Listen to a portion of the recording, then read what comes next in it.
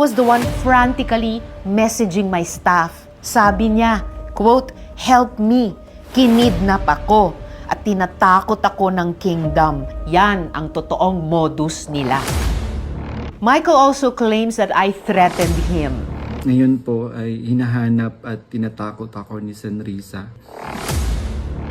Yet, on June 22 and 23, 2025, just this month, just last week, Michael was the one frantically messaging my staff. Sabi niya, quote, "Help me, kinidnap ako at tinatakot ako ng kingdom. Dito ako kinulong sa Glory Mountain. Send rescue now."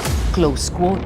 We took his messages seriously. We forwarded them to the PNP in Davao for immediate action. At noong kumikilos na ang PNP, biglang lumabas ang video.